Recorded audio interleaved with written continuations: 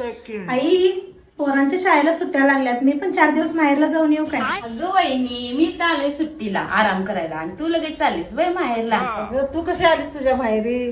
तसं ती बी जाऊ दे की तिच्या माहेरला, तिला कंटाळा नाही? सुनबाई तू बी राहू दे 4 दिवस, तेवढाच तुझा कंटाळा जाईल.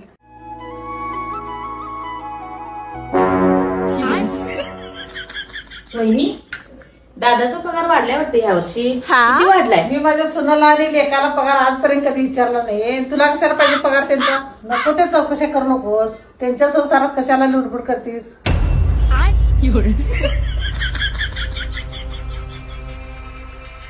काय ग वहिनीच्या कपाटात काय बघालीस? अगं वहिनीनं काय काय नवीन घेतले ते बघालोय. आतापर्यंत मी तिचं कधी कपाट तपासलं नाही आणि तू तपासालीस. तुला हेच शिकविलंय का मी? नुसत्या चौकशा कशाला पाहिजे तुला?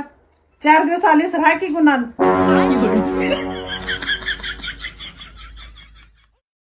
अगं वहिनी, बरं झालं आलीस. जरा गरमागरम चहा कर, चहा प्यायची लई इच्छा झाल्या बघ. अगं असं काय करालीस? ते आता कामावर दंबून आल्या ना. तुला पाहिजे असलं तर करून पी की, नाही आम्हाला बी दे. दिवसभर बसूनच असतीस की.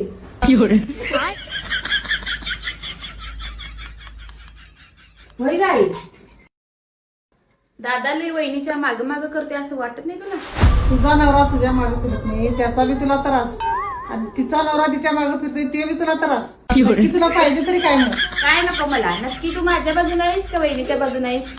मी माझ्या सुनाच्या बाजूने आहे, कारण का ती बरोबर आहे. हे बघ, त्यांचा आयुष्य आहे, त्यांच्या आयुष्यात आम्ही लुडबुड कधी करत नाही. तू पण करू नकोस. अगं आई, तुला माहित नाही, दादा जरा जास्तच लुडबुड करते. तू मला जास्त भडकवायचं काम करू नकोस. तू तुझ्या सासरी जा आणि तुझा संसार नीट सांभाळ म्हणजे झालं. तिला तर काय पटतच नाही. अवघड आहे पोरगीचं.